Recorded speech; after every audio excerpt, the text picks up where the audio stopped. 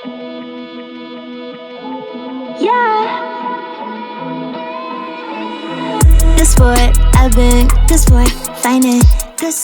overlooking the Atlantic Ocean and sitting beside me, we have a successful dreamer and full-time world traveler from the other side of the Atlantic.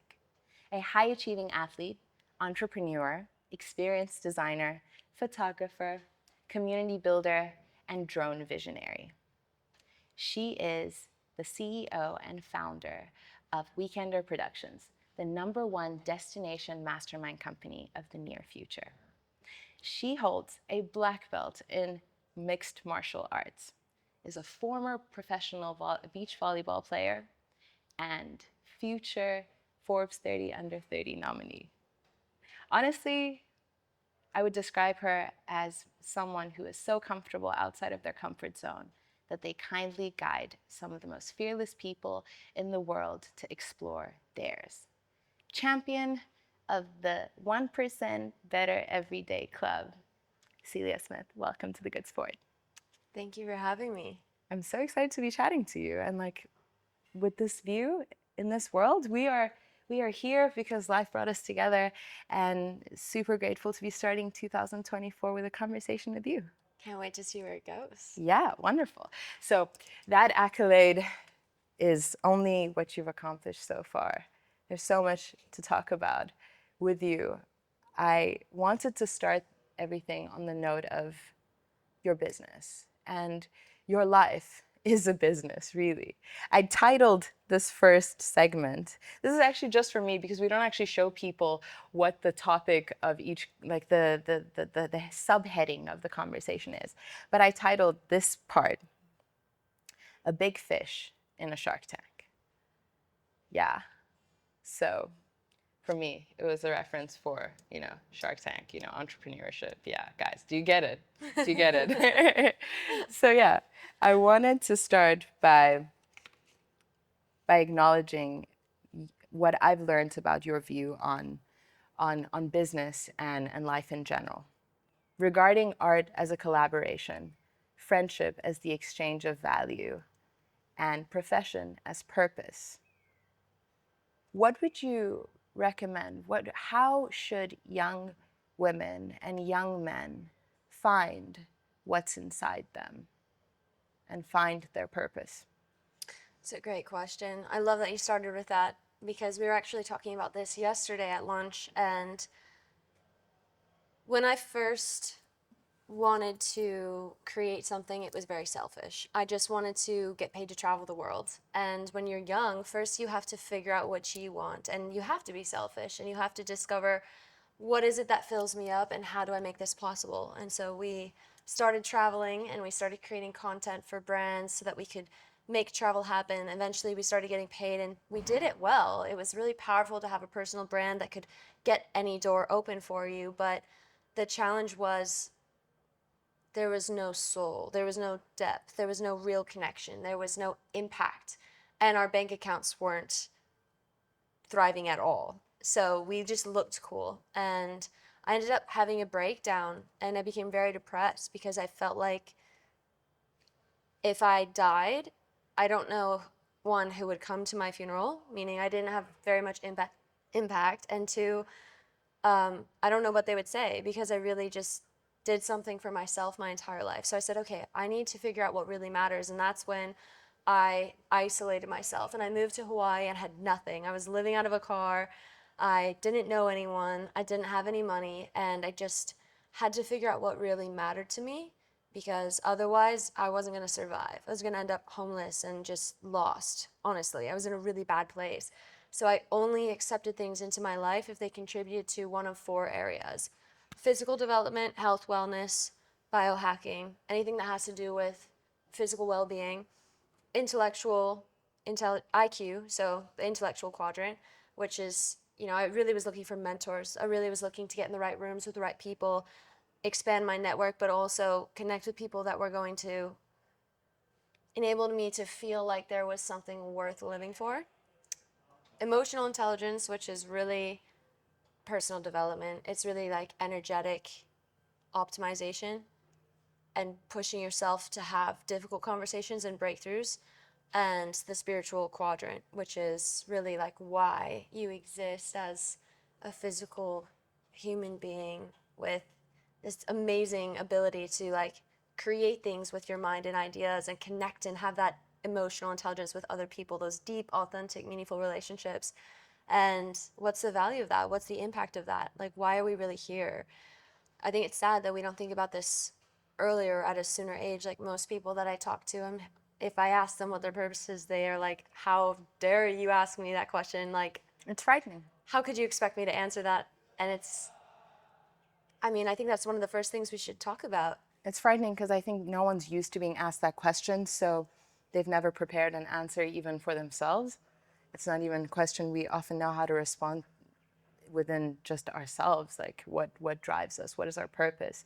And I think that's really a helpful, guideline for anyone who is trying to find what is already within them. That's why I framed it as such, because purpose and the profession that you might be doing right now, the purpose is permanent. It's for you to unlock within yourself, but you just need to dig deep enough and align those 4 areas that you spoke about, or at least seek to become better and be more deliberate and intentional about learning about those different facets of you, and trust those 4 pillars to take you to where you want to go, or at least, taking steps towards it.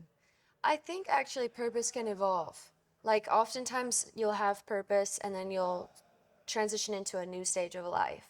A while back I was talking about 4 stages of life, and the first was existing and survival, and then the second was like personal development and figuring out who you are and what you want. The third is how that plays into the rest of the world, and how like purpose is defined as what the world needs from you and what you need from the world. And then the fourth is a fulfillment, and it's giving back. And so, I might have a purpose now of having these connection masterminds and doing everything I'm doing, but in 10 years from now, it could be completely different. So, I like that. So it's time specific. yeah. In different eras of your life, your purpose will be different according to the needs of the environment, your needs, your age, where you're at emotionally, spiritually, intellectually, like you mentioned, and physically. So it only makes sense for it to evolve. You mentioned that you moved to Hawaii.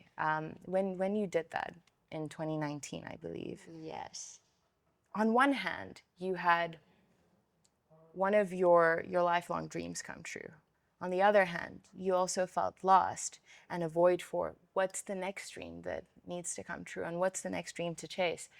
What would you say is the crisis there with how we're supposed to react and respond to when our dreams come into fruition?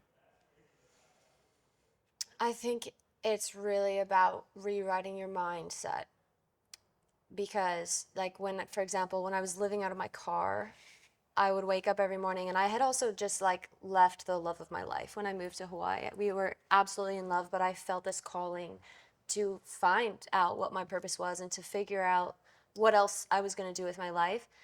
And I was heartbroken. So on top of being in Hawaii and homeless and everything, the first thing that I would do when I would wake up in my car, because I didn't have a home, was I would kind of like look for my person.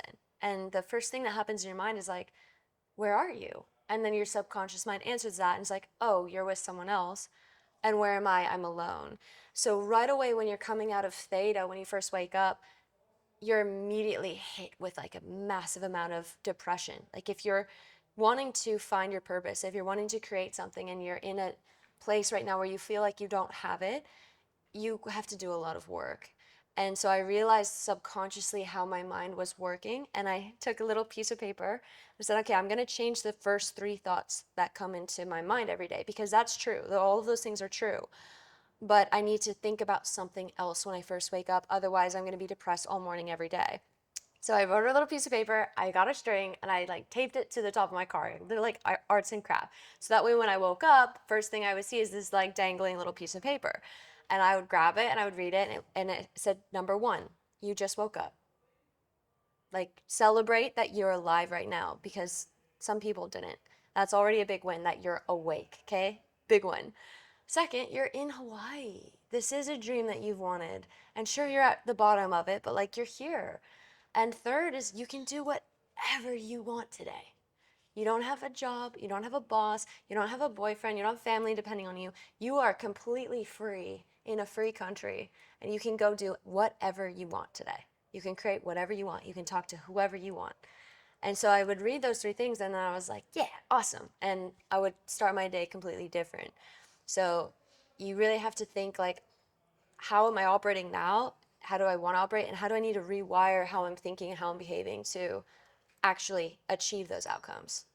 And how do you go about taking the first step and unlocking the next dream? You have to be conscious. Yeah, I think you really gotta just really sit with yourself alone. Like I was alone for a long time to figure out, and I did a lot of reading, and I was exploring, and I was listening to a lot of people and a lot of speakers and podcasts, and I was figuring out, and I was journaling all the time, like what is it that I want? How can I create something? How do I bring this to life? It's a lot of alone time that's like personal university where, if you're not alone, you have family, they want to do things, your friends pull you in a direction, like life happens by default. So if you don't separate yourself and create a life by design, life will happen by default. So you have to get alone for a long time. Like you have to put hours of your day into just working with yourself to figure out what it is that you really want. I think because I grew up as an only child, I got very accustomed to spending time on my own. But procrastination is also just such a big pain in the ass for anyone who knows it. Rather, let me rephrase this. I think resistance grows proportionate to what you know you need to be doing. Um, so the things that call you the most, they also accompany the greatest resistance to start or to take the steps towards them. But yeah, tiny habits, tiny good habits that you can start with, it can have like this rolling effect of you finding other good things that you know. Anything that actually makes you feel just a tiny bit better, that requires a little bit of hard work. And before you know it, you're on somewhat of a right track that is immeasurable. I didn't feel better for a long time. It took a long time, especially like compared to now, like building it. I think first it's like spending time with yourself and setting up those habits, but it really matters who you're with. It really matters what you're listening to. It really matters what you're watching. It really matters the people that you're spending time with, and if they're asking high quality questions and calling you out and holding you accountable to where you want to be and what you want to do. Because it wasn't until I moved into an entrepreneur house where I was surrounded with those people, that's when I really made that quantum leap. Because all of them were getting up at 5 a.m. So if I slept till 6, I was like, oh. Like when you're around people doing great things, it elevates you. So I think actually, like, one, yes, you need to be alone and do a lot of personal work, but then also you have to surround yourself with the right people. With the people who are doing better than you objectively in the things that you want to get better at. Right. Like I was looking for mentors. I wanted to be around people I could look up to, I could learn from. And then that's where I got an idea of weekenders is, okay, what if I can create a service for the people that I want to be around? Because I didn't know how to connect with them. When you're homeless, broke, alone, living in a new country, how are you going to get into a multi-million dollar circle of people that are thriving and happy and energetic and creating businesses? That's a huge leap. So I was like, okay, well, what's important to them? How can I provide value to them? And I created a product or like a service that I thought would really be attractive to them. And now I'm able to have clients that are far above me in different areas, sometimes more spiritual, most of the times a lot more financially successful. A lot of times they have another level of emotional intelligence that's refreshing to be around, or they'll see something in me that I don't see in myself, and that comes to life. So, I think yeah. there's something really amazing about how this journey with Weekenders even began. Like you said at the beginning of this conversation, like you didn't originally envision this for, people who were going to be your mentors and like the circle that you wanted to surround yourself with. I think there's a really good moral to that story of, you just start somewhere. You start where you are and allow your ideas and your concepts to evolve into what you need them to be when you've grown into that point. So at first, when it was more the catered to just content creation, working with luxury brands, that was great for that time, and that was great. You had to do it. You had to start there. You can't like start with hey, I want to create a mastermind for multi-million dollar businesses and people and entrepreneurs. Like, you may not have actually even like ended up at that point had you not started exactly where you were. And value is like a word that comes up a lot with you. I really like it, and I want to find different ways of picking your brain about it. What do you think what are some really overlooked aspects of leading with value? Well, everybody wants something, right?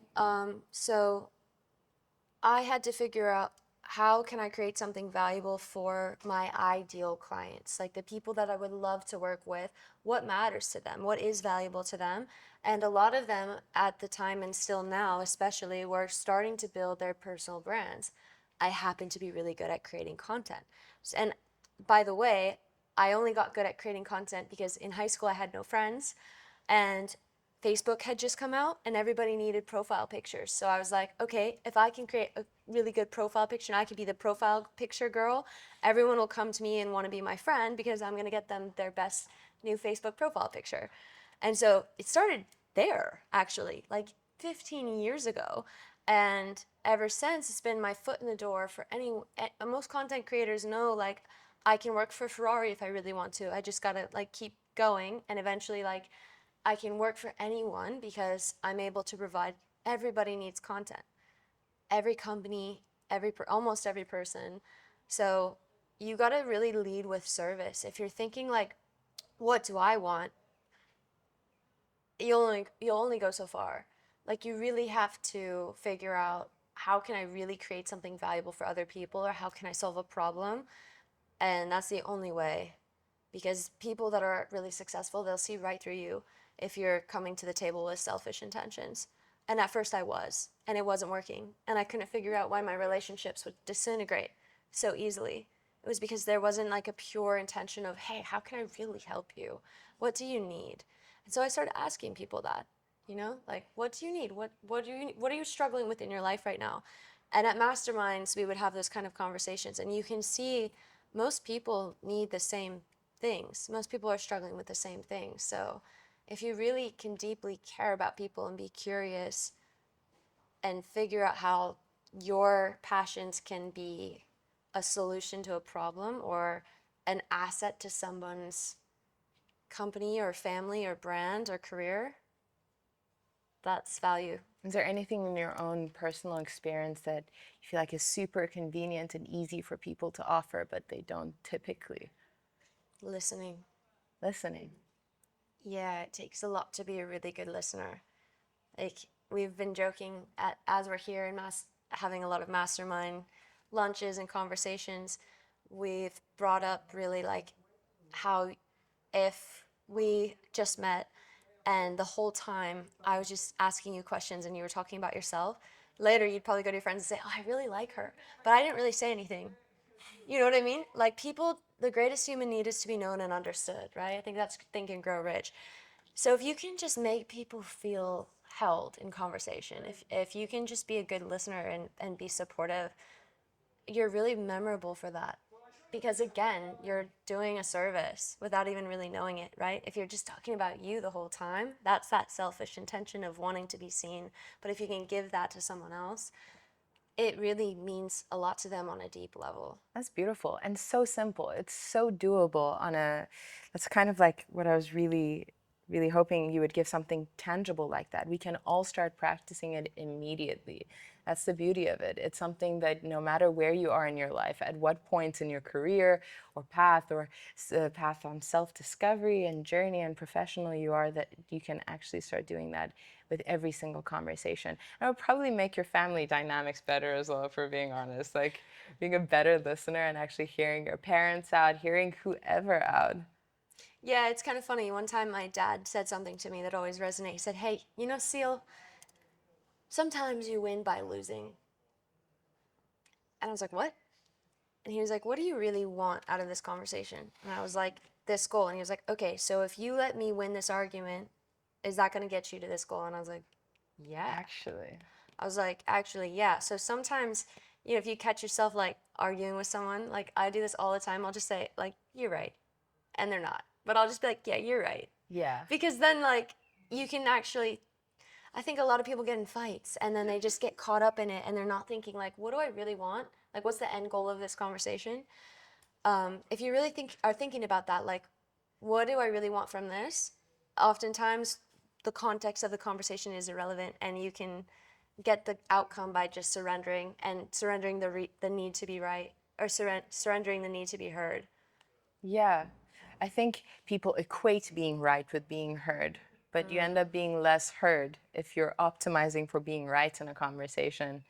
Yeah, easier said than done, but it's also doable with practice. I think, but just because you mentioned your dad, it also made me think about all the instances that I've just fallen for the bait. I just take the bait every single time when it comes to like, Yeah. well, the thing is, there's this triggers, right, in conversations with family in particular, because are they oftentimes viewing you as the person you are now and the things that they don't know you also are, or are you constantly having to compete with former and past versions of yourself? So, yeah, anyway, I'm getting better at not taking the bait and practicing hearing and listening, and you're right. I'd say you're That pretty whole good thing. at it. But yeah, at the end of the day, like, let's say we were best friends and we were having an argument, and let's say we were politically at odds. That's really hard to get someone on the same page. So sometimes, like, if I'm thinking, okay, right now the time and space is being filled with us arguing, what do I really want? Not that, right? I want the time and space to be filled with us developing our relationship and, like, having a good time and keeping the relationship, right? So sometimes I can just say, like, yeah, you're right. Or, like, you know, something kind of simple to just say, like, I don't need to be right now. What I need is to have you in my life. So, Absolutely. And you need more areas of agreement than areas of disagreement. So rather build a super solid foundation of things you share with people, the common ground. Just build the common ground up as high as you can, so that I think just all of the common ground makes it easier for the other person to hear the differing opinions and views, say the political thing. I think people would be a lot more tolerant and understanding, like, well, I agree with most of the things that this person says, so I can respect how they think, even if I don't agree with them, you know? yeah.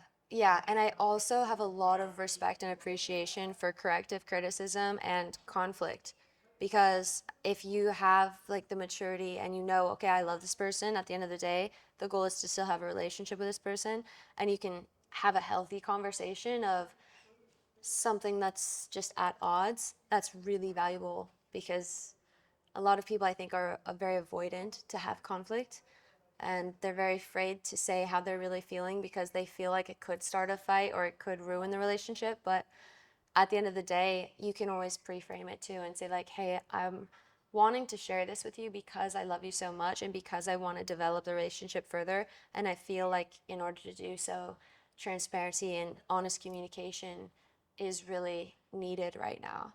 And then that person, you know, are you open to that? And that person could maybe see it from a different frame, and then you could dive into it saying, hey, the outcome is for us to end here, but here's the problem, let's see if we can optimize it, you know? Yeah, yeah. And or they can at least give you the opportunity to be honest back and be like, okay, yes, but not right now. I don't have the capacity for it True. right now. Yeah. So at least you're creating room for an honest conversation, whether it's the outcome you want or like they're ready to hear it then or not. At least you've made room for it. And yeah, specifically with regards to what you were saying about your life, that's the new chapter of your life that started when you moved to Hawaii, the ups and the downs. First, the rock bottom, so to speak, and then climbing the rocks up to the hills. Now that you have created a life of location freedom, what does a normal day at home look like for you? That's a great question because I don't have a normal day. I don't really have a routine. I mean, there's morning routines, there's things I do when I first wake up. Like, I have a gratitude journal so that, again, when you're coming out of theta, you're able to train your mind to start thinking and feeling in a state of gratitude. I work out every day. There's things I do every day. There's like small routines, but like Those are everything. every day is so different. Those are everything. I feel like the things that we repeat the most and prioritize doing every day the most, that's our life. Those are our values and the things that anchor us no matter where we are. Yeah. So what do you do for a workout, typically For speaking? a workout? Yeah, now that you're here in Cape Town. Everything. I've really been getting into yoga quite a bit. We're going to play beach volleyball later today, but for me in fitness, there's two things. One, my rule for myself is do something every day. It doesn't have to be the same thing because I get bored. I can't go to the gym every day. I have to go on a hike or run up a mountain or go learn how to paraglide or just do something active, something that gets you sweating. And I forgot the second thing. Darn. What was it? Yeah, I don't know. I lost it. I just make sure that I do something active every day. Oh, yes. The second thing was to not be stressed. So when I was playing beach volleyball for Pepperdine, for example, I was too stressed out. So my performance wasn't that great. Like, there's a concept of taking someone and pushing them to their limits to the point where, like, I thought I was going to die some days. Like, I literally had like sweat, tears, and blood. I was like, they just push you to your breaking point so that you can not be afraid of any workout after that. But there were times where, like, just throughout the day, I was carrying so much stress because practice was so hard and like school was so hard that it wasn't until I actually like started going to yoga and like took a break from sports and like had the weekend. If I had the weekend and I didn't do anything, I'd come back on Monday like so much stronger. And also like how I looked. Like, I was so shredded, like I was working out so hard, but I didn't look good because I was so stressed. So it didn't matter how hard I worked out because I was so stressed out that my body wasn't able to like absorb. Optimally recover even. Yeah. So that's the biggest thing is like for me, stress management. Like, I do a lot of things to bring the nervous system into parasympathetic, and then that's where my best performance is. What are some examples that other people could start doing right now? Breath work. I'm not great at meditation, to be honest. I know that helps though. Massage is actually very, very impactful. I know a lot of entrepreneurs that get a massage once a week. What does breath work entail? I'm not super familiar with it, but I know that it can be extremely healing for many different types of problems and different magnitudes of problems. So how does one begin learning breath work? Wim Hof. Yeah, so easy. So many available resources there. You can go on YouTube and look up like a 10-minute breathwork session. I would suggest going to a breathwork retreat as well so that you can actually have someone make sure that you're doing it right, because there's a lot of different ways to do it. There's a lot of different types of breathwork, but it is so good for you on such a psychosomatic level.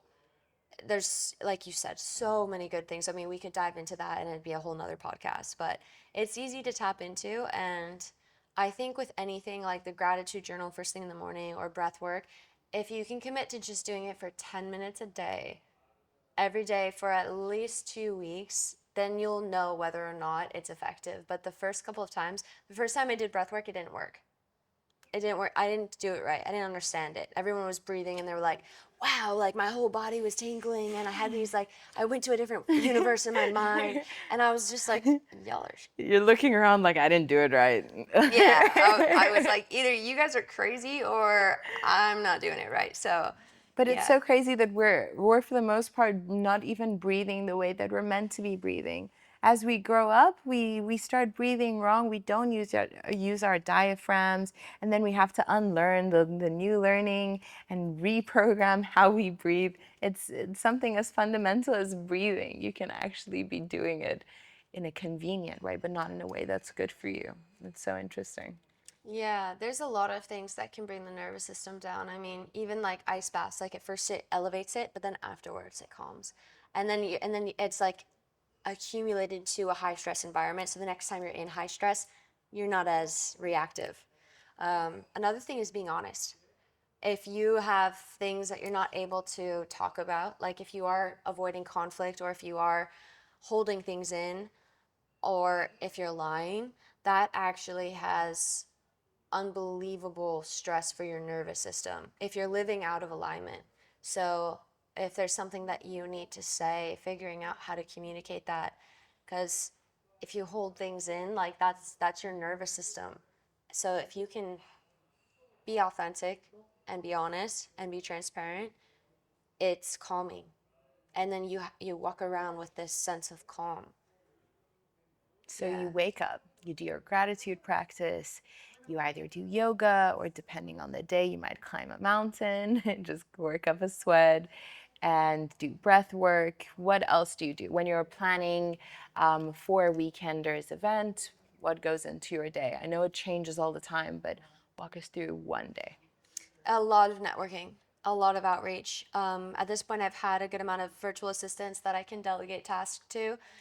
For example, I'm starting to bring in sponsored positions where I'll invite fitness models or influencers or people that have communities that we want to tap into as well. And I'm very selective about who we sponsor because obviously it's like $7,000 to bring a person on one of these trips just for the cost. So at first I was reaching out to all these girls, all these amazing like people, and then I was like, why am I doing this? Delegate. And I just told my assistant, here's what I'm doing, here's the SOP, go. And then all of a sudden, like every hour, 100 DMs going out. So for me, I'm really at the point of delegation. Almost everything that I do, I'm looking at all of it and I'm saying, how can I delegate as much as possible so that I can focus on it's the 80-20 rule. They talk about it a lot. If you're in business and you're looking for a good book, 10x is easier than 2x. The sooner you read that, the more successful you'll be, period. And it's really the concept of what are the skills that make you irreplaceable and what else can be delegated. And if you can let go of everything else, it's hard because most entrepreneurs, that's the biggest step to scaling is I do it the best way. It's my art, it's my craft. I don't want to lose the quality. And if I delegate it to someone else, I'm afraid that they won't be able to operate on the same level.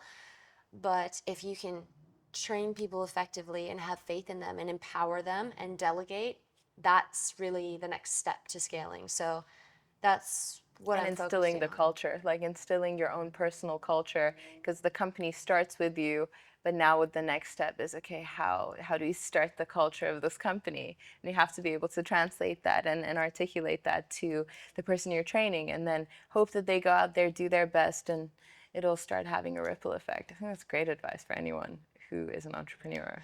Yeah, and the other thing too is that you gotta take breaks. Like I've had so many burnouts. I've had so many mental breakdowns, and it's because all of us just push, push, push, push. We're like, no, I have to work another hour. No, I have to stay up. No, I want to do these no nights. And you hear people talk about it like you have to work super, super hard. But what I've actually found is sometimes it's okay to not do anything for a day. And like previously, my mind would be like, are you crazy? Like, you're missing out on XYZ opportunity costs. But it was actually more productive for me to just do nothing and reset and then like have another level of focus, which is why we have weekenders.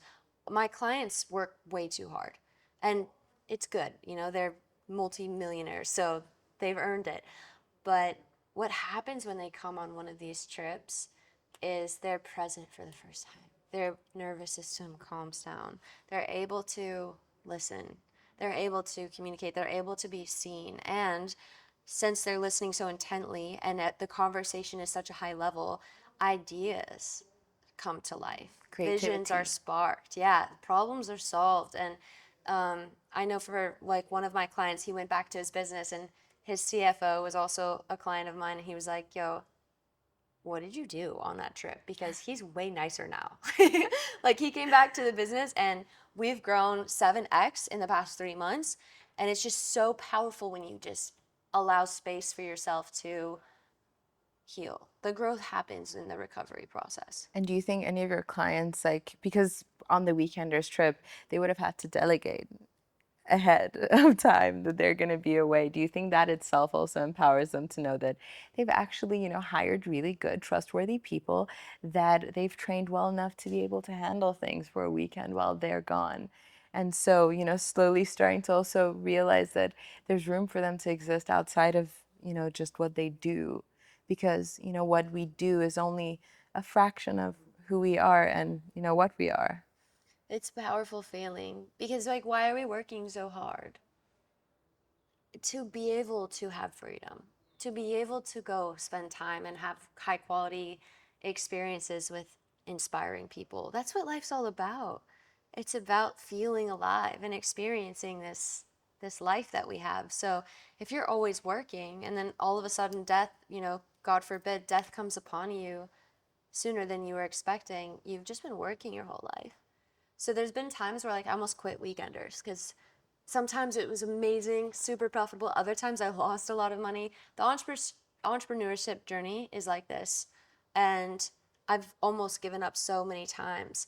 Also to pursue something where I was like, okay, I want to buy a private jet. And weekenders, I reverse engineered like the most profit we could make. It's not anything close to a private jet level. You know what I mean? So I was like, I shouldn't be doing this because I know I have what it takes to own a jet. But as soon as I started pursuing like wealth generation activities or anything else, I was out of line with purpose and I lost myself. And I was like, I'm not going to go work really hard right now because I think the wealth will come if I stay in alignment with my purpose and I 10x my relationships instead of my bank account. Because 10x is easier than 2x is about your finances. Like most people read it like that, but I was doing the math, I was doing the numbers, and I was like, this isn't gonna work. But if I 10x my relationships, all of us could go do an investment boutique resort real estate investing in locations all around the world. Like if I bring all these people together, we have the power to build something collaboratively. So I think that's what's going to happen the down the road. But the point is I'm not willing to sacrifice traveling or feeling alive or working out or health or living just in order to make a bunch of money. In order to have the jet. Yeah, like I'd rather like not have the jet and have amazing people and have amazing experiences and have a good amount of money. But I'm not going to trade the people and the experiences for $1 billion because then I'll be alone on my jet.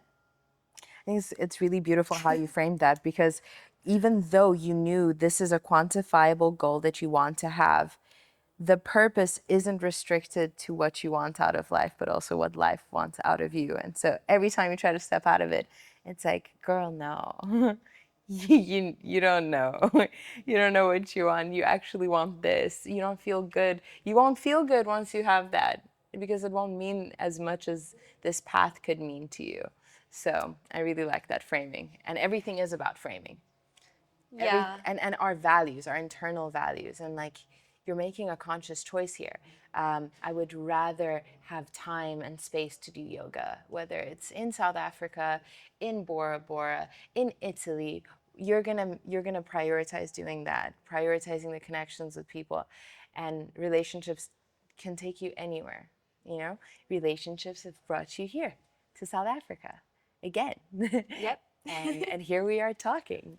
I mean, relationships brought me to South Africa, and now I'm living here. So, we really actually have no way of knowing how far they can take us. It can be 100x.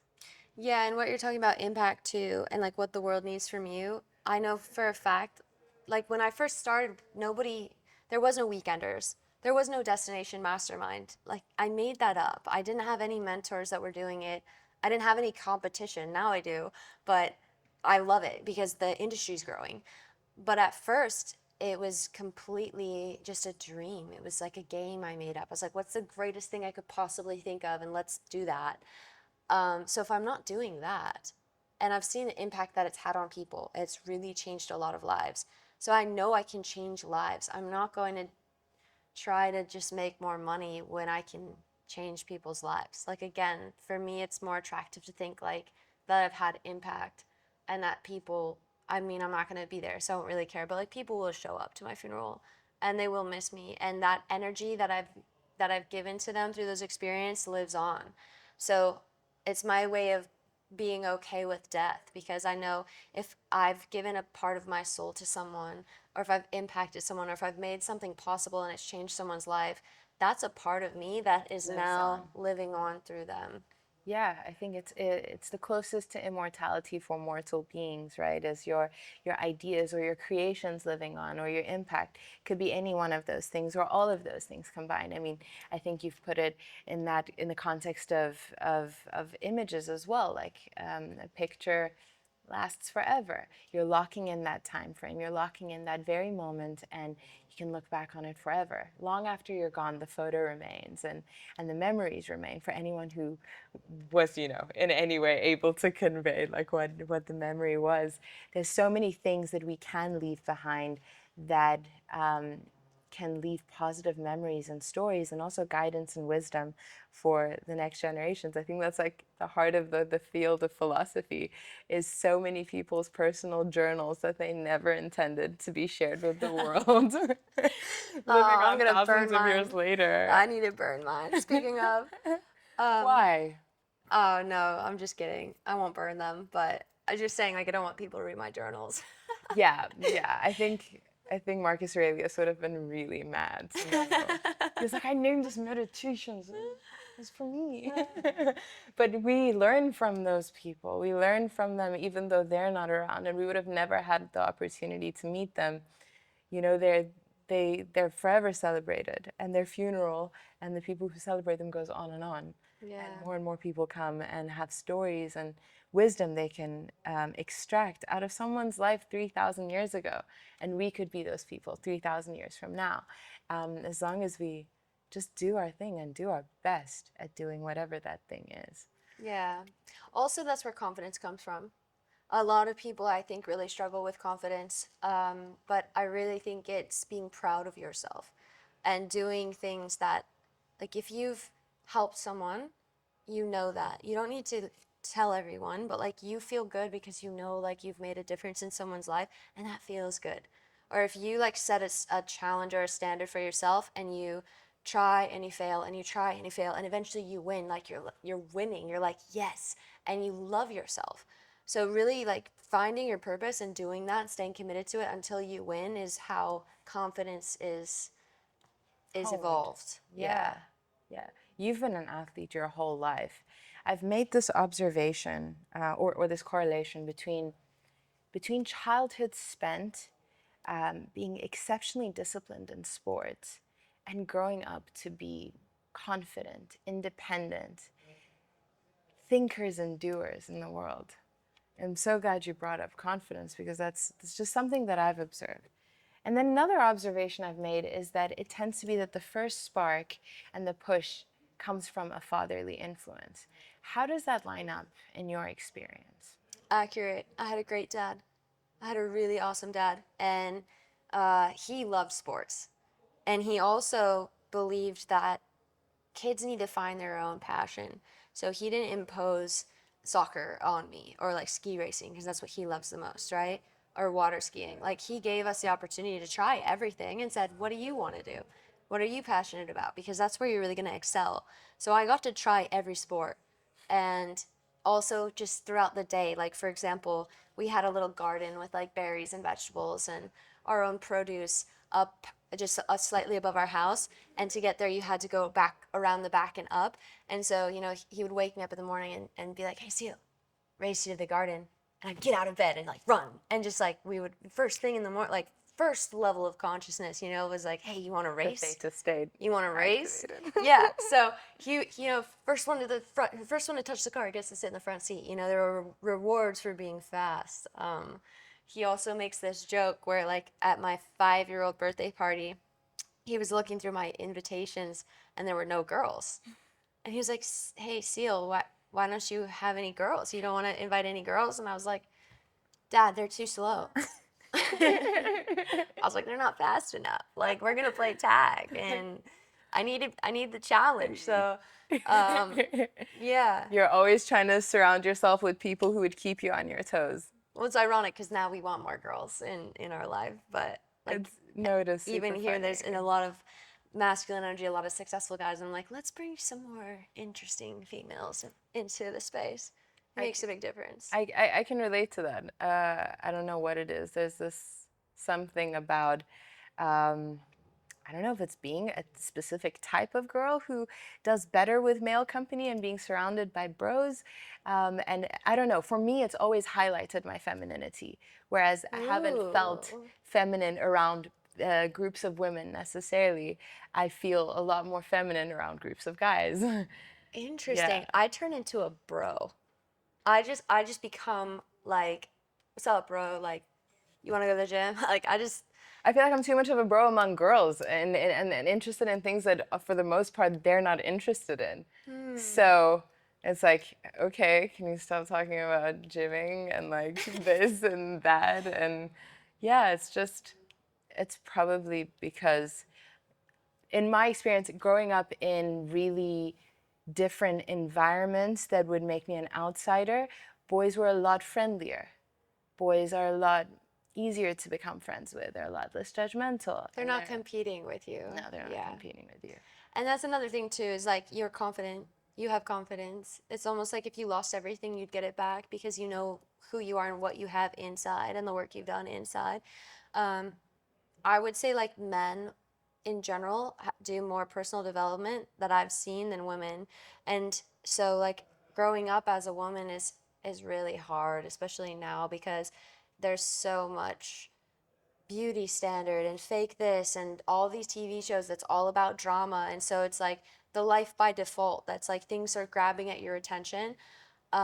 So it's really rare that you find someone that's like been able to shut out the noise and seek out what does it take for me to find myself? What does it take to find confidence? And a lot of people love drama. I don't do drama. So I found that it's more popular amongst women in general. And so, like, for me, when I find someone like you or just a really powerful, beautiful, awesome, confident, happy, energetic vibe to be around, I highly value women like that. I highly, highly, highly value. And now I've got like 12 really solid women, but when I first started this journey, I didn't have any female friends at all. I was just like, I don't do drama. I don't judge. I'm not competing, but I'm also gonna go get it. So if So you end you up almost finding have to competitive be, people who are competing with themselves. it's intimidating. If Yeah. yeah, if you don't have your own ambition or purpose or something that you're like passionate about, and then you see other people, it's like makes you feel inferior because like people are doing things and you're not. And Yeah. so I don't want to sit around and talk about people doing things. I want to go do things with people. Yeah, yeah. Yeah, I think you end up finding people who, men or women, who are competing with themselves. And that's like the only way you can actually create like-mindedness is, creating high-achieving people who know that like the truest competition is really just competing with yourself and joining the 1% better every day club. Like, I love that. Yeah. Well, to be fair, there's something to be said too about like actually competing with others. Like even in this house, for example, like the boys will go say like, "Can you do 100 push-ups?" And like they'll go see who can do the most push-ups, and that's awesome because you're being challenged and your ego's at stake, right? So that's also awesome. But wholesome competition though, it's like pushing for greatness. yes, and you know at the end of the day the relationship is still there and strengthened because of it. So if Yeah. you're like, I mean, you could even though have like an arch enemy that you're competing against. You know, like some of my competition is my biggest motivation because like it's if there's no competition like and you're the best, then eventually I don't know. Yeah, and then I you really like set the standard, competition. right? And you set Yeah. the standard, and the moment you want to relax, like there's no one challenging you, and no other fighting inner voice telling you why you shouldn't. Yeah, it's boring. Yeah, it's boring. And then you're like, I'm no I longer wanna interested in play. this thing if it's this boring. Yeah. And I'm the only one playing. It's not that interesting anymore. Yeah, like you gotta have a game. You gotta have another team to compete against. What's one thing you learned from example that you would teach your future children?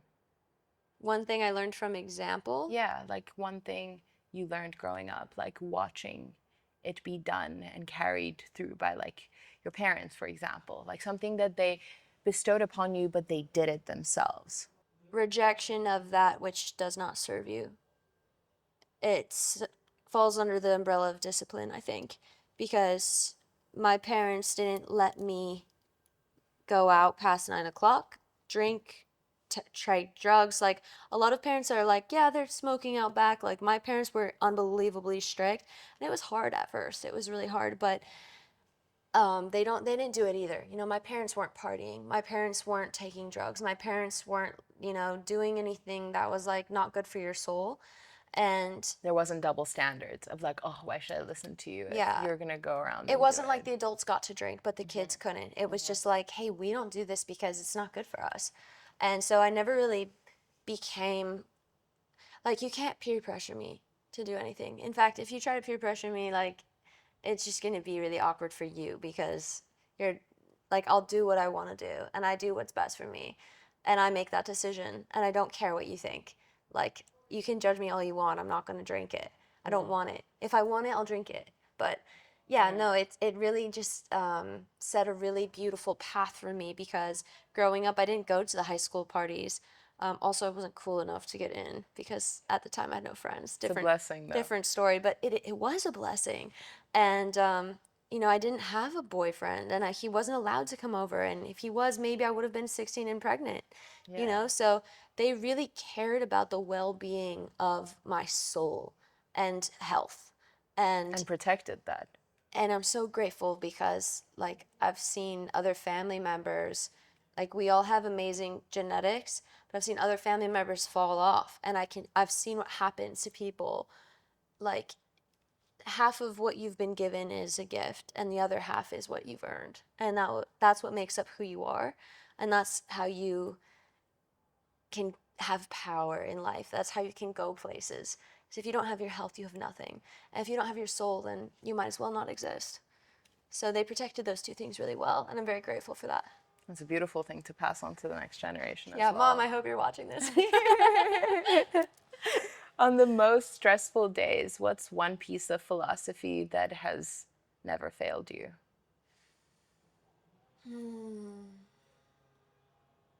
Just that it's going to be okay.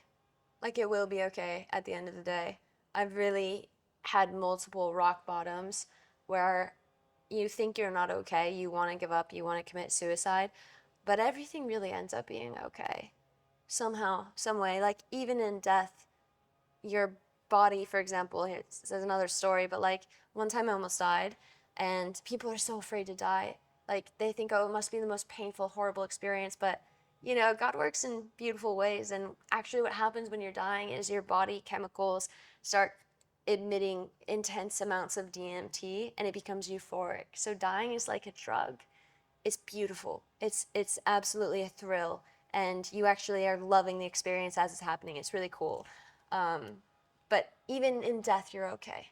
Like there is no not okay. Like there's times where you're like you think you're not okay, but you're actually okay.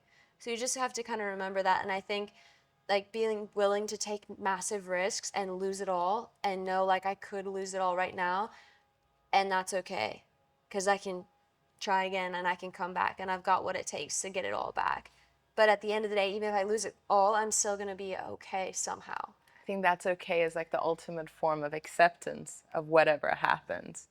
It's just a beautiful way of exercising acceptance of whatever the outcome will be. You're acknowledging that it's possible for the outcome to be whatever, and you accept it as whatever it will be, whether you have full control over it or not. Like you're accepting what happens. Yeah, and I think it makes it easy for you to not live in fear. Because if you have a lot of fear, you're a lot more risk averse and you're like not going to try to go for like that big business ambition or like make that investment. Investments always have risk. You could always lose everything. People have risk. You could always lose a person, but you might as well go like spend time with them and like not be afraid to lose because you will lose. And I have lost. I've lost so much. I've like as an athlete, I think it really helps to play a lot of sports and a lot of games and have your whole heart invested and then lose, because it just goes to show you that that's not failure. The champions have lost the most. They just didn't give up. That's the difference between winning and losing. Losing is not losing, quitting is losing. Giving up is losing, but you can still lose and be in the game and have another game, and eventually you'll win. So, yeah, I think a lot of people live in fear. And if you know eventually I'll win and it's going to be okay no matter what, even if I lose everything, take the risk, send it, take the leap, like really live your life and go for it. That's my best advice to anyone, because otherwise, like, what is the point of living if you're not going to live? In the best of cases, you're going to lose whatever it is that you love anyway, whether it's your, health in the super long run, like assuming you have like the best, most fulfilling life, that'll eventually still be taken from you. Everything you love will suffer that same fate in the best of cases, so you may as well just go for it and enjoy the present moment, which is the only one you have now anyway. That's not an advice to take all the drugs in the world either. However, people will apply it however they want. Yeah. And that's also just them going for it. And I also don't believe in prescribing what like right should be for someone else. If they don't see eye to eye on that and they want to spend their one precious life doing something that like I wouldn't, well, it's their life, right? Also, sometimes you don't know what's best for you. Sometimes you think you know what's best for you, but sometimes losing is actually best Better for for you. you. It's sometimes healthy. Like, for example, you could be in love with someone that's actually you can't be honest with them and you can't be open with them, because if you were, the relationship would end, right? But you need to be able to be honest. You need to be able to be authentic. So that needs to happen, and the relationship needs to end so that you can be in one where that is welcome. You know what I mean? Like, but it's hard because people don't want to lose things, even if it's not good for them. And sometimes I think it's by design that we lose certain people. Like, oftentimes, I heard this quote, it said, sometimes we're not strong enough to remove toxic people from our lives, so God does it for you. And it's hard because you don't want that, but you need it. And like, I don't know if you believe in God or not, but whatever you believe in, if it's the universe, like, God knows what's best for you. I do believe in God. Yeah. And I think that beyond even toxic people, I don't know if there's such a thing as toxic people, as really hurt people in toxic situations that don't believe in God in any form. More than anything else, I think it's not the toxic people that, we're scared of losing as much as it's losing the part of ourselves we know in that relationship. I think people are very scared of losing themselves and losing parts they like about themselves in environments that may not be good for them either. But the part of themselves, like, what are you going to do without yourself? How are you going to get to the next point without a portion of yourself? I don't know if we ever know what the roadmap looks like, right? Or know how we can gather the courage to exit ourselves, a portion of our soul from a situation, and how we're going to get to the next point without that portion of our soul. Yeah. But you will. Yeah. And you can, and you shall, and you're not actually alone. Yeah.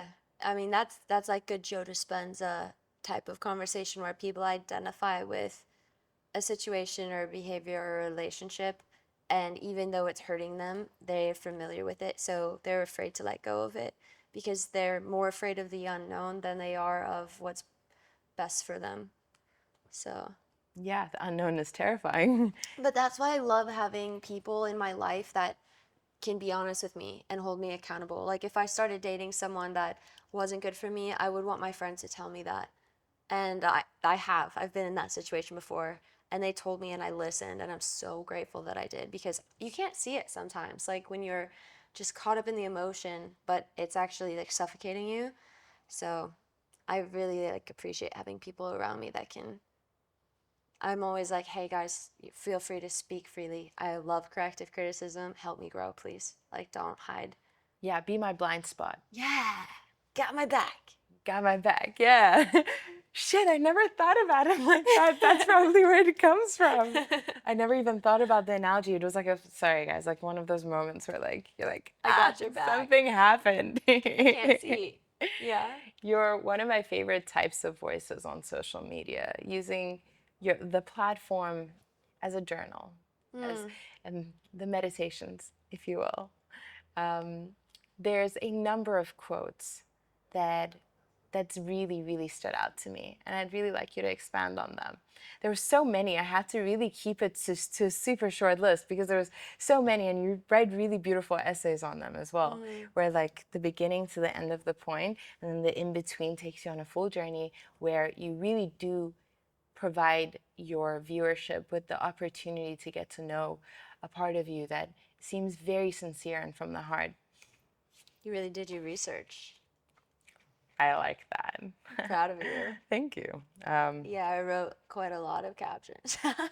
So these are from different places and will probably symbolize different things. The first one is, I'm not afraid to die, and I'm not afraid to live. Can you expand on that a little bit? Yeah, I mean, I have died, so I know what it's like. What happened, by the way? Do Yeah, you mind talking about it a little bit? yeah. So back in the day, before any of this came to life, I just wanted to prove that I could be a full-time content creator and go around the world and get paid to shoot travel content. So it was me and my camera, we were best friends, and I was traveling alone by myself. So there's a lot of crazy near-death experience stories from this quest.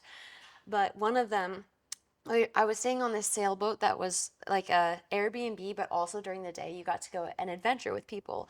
And we went out and we were free diving, and the boys are professional free divers, so they're taking it very seriously.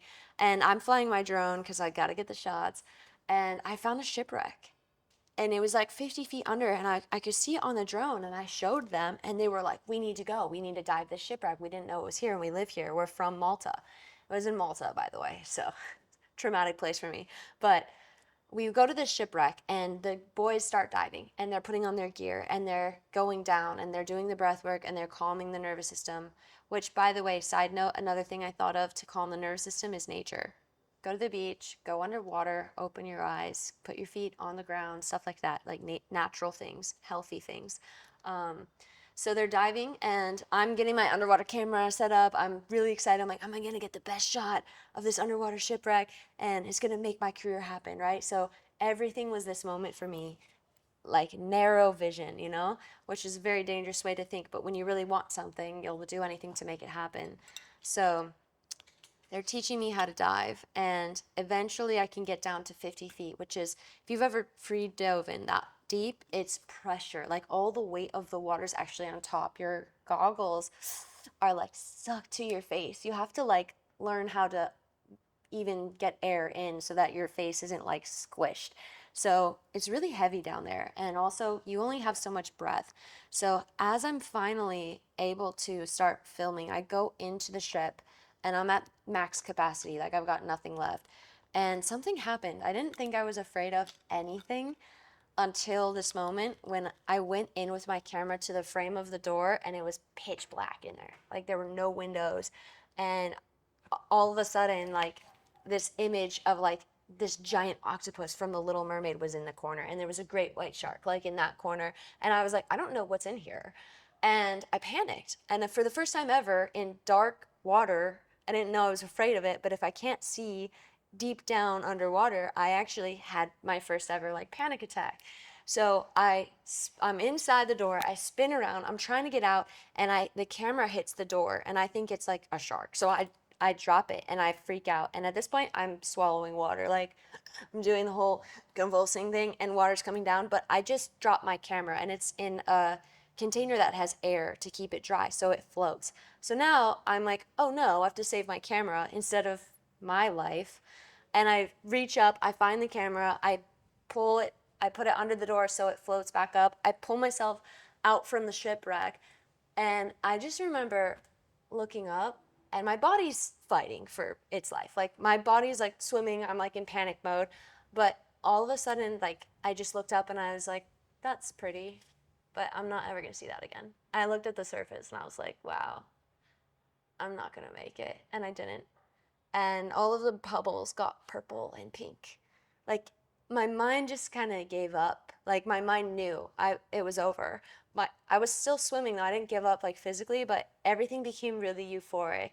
And luckily, those divers were professionals. So someone told me they should have never let me go down that deep alone, but they were just doing their own exploration, like deeper into the ship and stuff. So, but they had an eye on me. So they saw the camera go up without me and they started swimming down. And so by the time like I had blacked out, as I started sinking, they got me and they pulled me back up and they got me onto the ship and they were doing all of the things like tapping and blowing on my face so that my body knew it was in air and it could breathe again.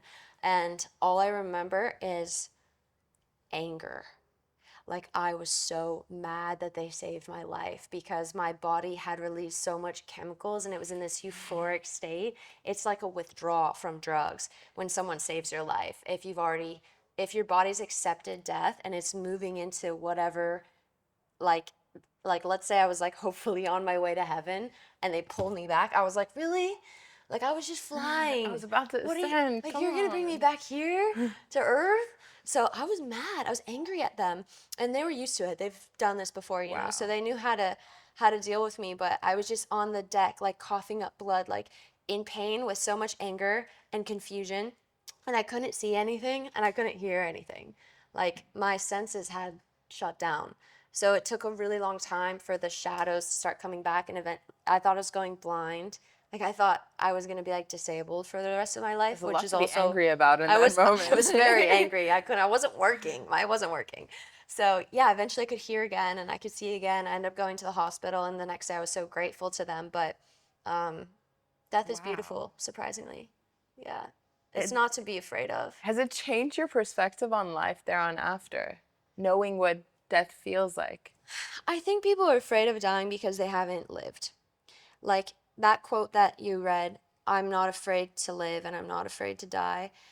It comes from me feeling like I'm 104 on the inside because I've done so many trips. I've seen the world. I've met so many people. I've lost so much and I've won so much. I really like, I saw the statistic somewhere that the average person watches 4 hours of TV a day.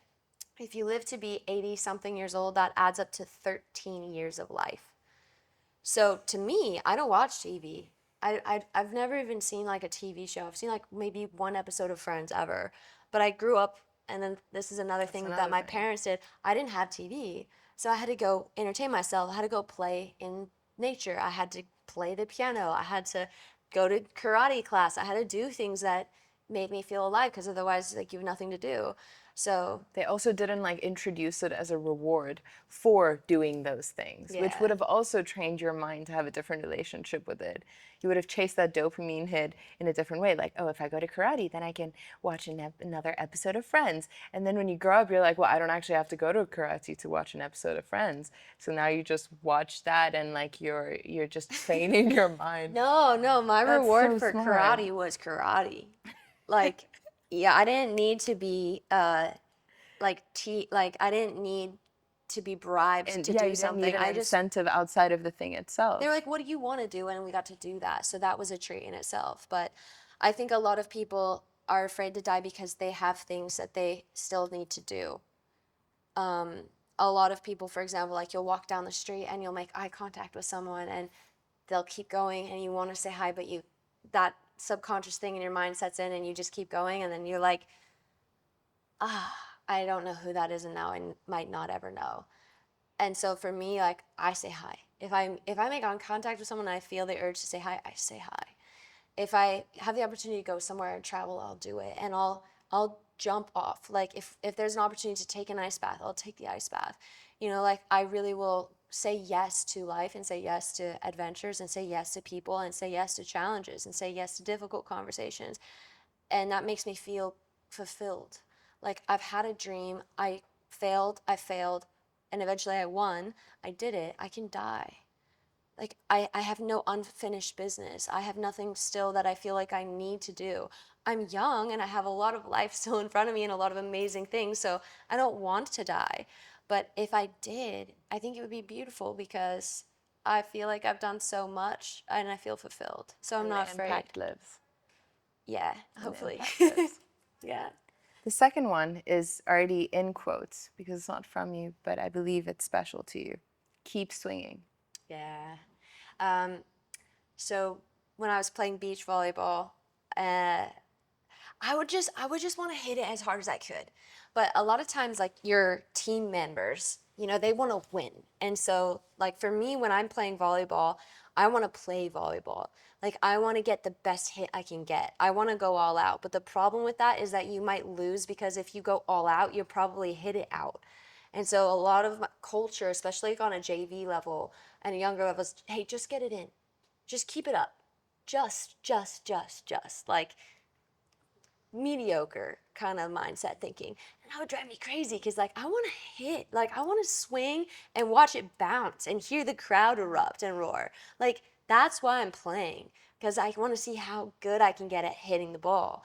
So, the first time I ever started playing beach was with this group of guys. And I would go up and I would hit the ball and I would hit it way too hard. And it would go so far out. And I just like, probably looked ridiculous, like just ah. And this guy looked at me and he was like, keep swinging. And I was like, yeah, like, I'm not gonna, most people would say, hey, like, just tone it down a little bit, like, just keep it in. But he said, no, keep doing that. Eventually you'll get it in. And that kind of mindset, Oof. yeah, that kind of mindset Thank you. is what got me to a champion level because I wasn't gonna just keep it in. I wanted to put it down. You had the right idea. You just had to repeat that right idea, even if it looked wrong a whole bunch of times until that right idea also had the right execution. Yeah, you just gotta go all out. Like I don't want to play it safe. I Yeah. don't I don't care if I lose, I'm gonna give it my best shot. Seems like another thing that was also instilled in you from a young age. Yeah, that was high school. Yeah. The third quote is, those who are successful are those who are able to adapt and find a way to maximize profit in a time where things change drastically.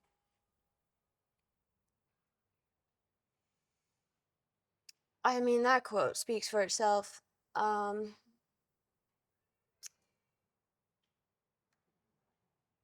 yeah, I don't have too much to elaborate on that one actually. I think what's really cool in contrast to that is if you have a product or service or idea or way of living that is high value regardless of the industry or what's happening. So, something that's really cool about Weekenders is that as AI is evolving and replacing a lot of jobs, almost everything can be replaced and optimized.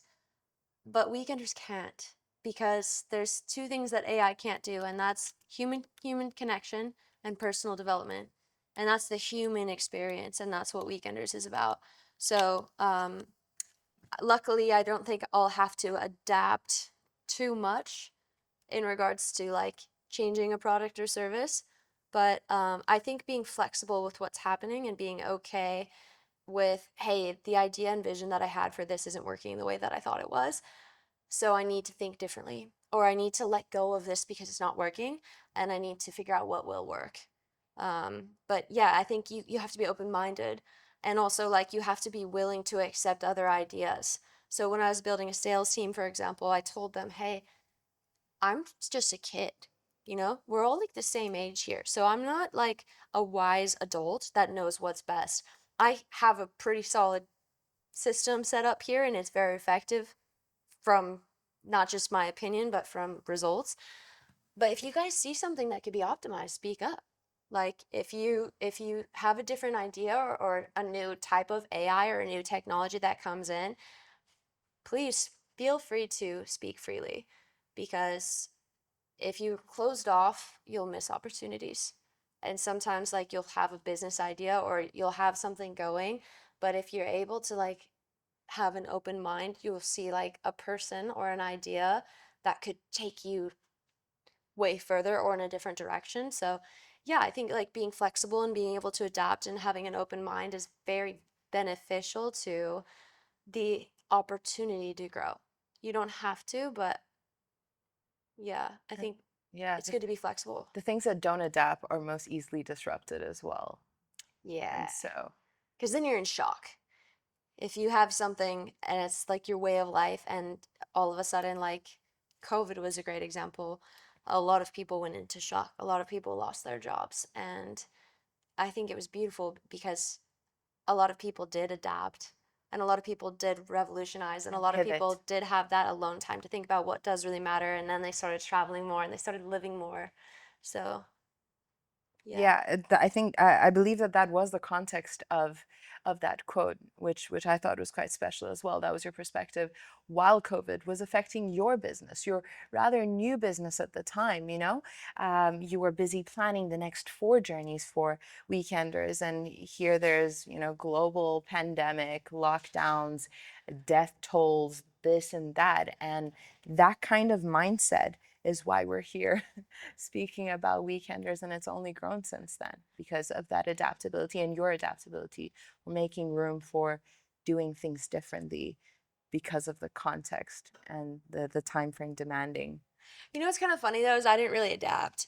We just kept doing it. Just kept doing it. Yeah, and a lot of people were really mad when I would say this because like in the heat of COVID, it was like, you're so wrong, like how dare you leave your house, etc. And I was like, look, I don't do drama. I'm not here for this. I don't care about politics. Like I think it's important, but like I'm living my life right now. Your And concept worked also yeah, for that. well, no, it didn't. Like starting a travel company was like the worst thing you could do during COVID, probably, because like everything shut down and there were so many rules. But I didn't care. I was like, okay, hide and go seek with COVID, and we would go to Fiji when it was open, and then it would close, and then we'd go to Mexico while it was open, and then it would close, and then we went to the Maldives or we went to Bora Bora, and it was like there were. It was just a game. Did you have to adapt your destinations at all? Like, Yeah, yeah. We just had to figure out like what was open when and like what the rules were so that we could it was go like a around the game of hide grid. and go seek. It was like a game of hide and go seek, yeah. So we didn't really adapt. We kind of just persevered in that case. I like it. No, Yeah. I think there's a degree of both. The adapting is okay, cool. I know we said we would do South Africa, but clearly these guys are not going to let us in. There's a lot of people who would get stuck at that point and be like, "But I really wanted South Africa for 2020." And if that's not going to happen, we may as well not go anywhere. That's what not adapting looks like. And adapting is, okay, cool, where can we go? Yeah. Where can we go right now? Where can we still plan that might still be open in a month's time when we're going? And so, yeah. Also, it's a way of thinking though. Like I know a lot of adults that don't do personal development and they're very stuck in their ways. And you bring an opportunity to them. Like I've had a lot of conversations with parents of kids like 18 to 22 that were like, I want to come on a trip, but my parents won't let me. And so I've had to get on the phone with their parents and explain, what we're really doing and what it is because it's never been done before. And some parents were like, okay, that's interesting. I want to give my child this experience. And others were like, absolutely not. That's not how we do things. Like, and they weren't adaptable. They weren't open-minded. And so, like, unfortunately, in my opinion, like that kid missed out because their parents were like just not willing to That's adapt. interesting. I know you have quite a strict criteria for how you choose people who you believe are appropriate candidates for your events. These individuals who are rather young, they were they going to be self-funding their trips? Yeah. Wow, that's such an interesting dynamic We with their do. We have parents we saying have no. well, I mean, that was in the beginning. Like in the Uh-huh. beginning we weren't I wasn't able to just have multiple seven-figure clients. It had to grow. So at first it was um, just anyone that was on a good energetic vibe that wanted to come that could afford it. Yeah. Fair enough. Fair So enough. a lot of kids, a lot of, young kids were like, I don't want to go to college. I want to create my own business. I want to be an entrepreneur. I want to travel the world. I want to do what you're doing. And their parents were like, no, you have to go to school. And I was like, don't go to school. I was like, don't do it. So, their parents were like, you're not going to Yeah. be around this Celia girl who's going to convince you to drop out and be an entrepreneur. And I was like, Uh, I might. yeah. And then the reality is that like they're gonna just, drop out on their own. Some. I finished, my parents had a lot of pressure on me to finish school. So I did, but I wish I didn't. I didn't need to. But you don't know where your life would have taken you if you didn't finish. Because things almost have to align. Like a millisecond has a completely different ripple effect and butterfly effect that changes the whole trajectory of like the next 5 years, 10 years, forever there on after. Like if you weren't in the exact places that you were at the exact times that you were, you wouldn't have been here. No, it was a great experience for me, but I didn't need it. I didn't need college. Um, and I don't really think many people do. Doctors, lawyers, people that need to learn specific things, yes. But if you don't know what you want to do with your life, I suggest you figure that out before you spend money on a college education to teach you general things that are That's not fair enough. applicable. Particularly in the case of the US, that is Yeah. exceptionally applicable. Yeah, like if you want to make money, learn how to make money. Don't go to school. Like, or if you go to school and like study business and finance. Like, if you want to build a personal brand and travel the world and get paid to be who you are, find someone who's doing that and learn from them. School's not going to teach you that. Never. But there are schools that do teach amazing things, and if that's what you want to do, then great, that education is valuable, but it wasn't for me because like there was no one who could have taught me how to do what I created. And I wish there was. I wish I had mentors because it would have been a lot easier. But it was really hard for me to find mentors at first. I relate to that. I get that.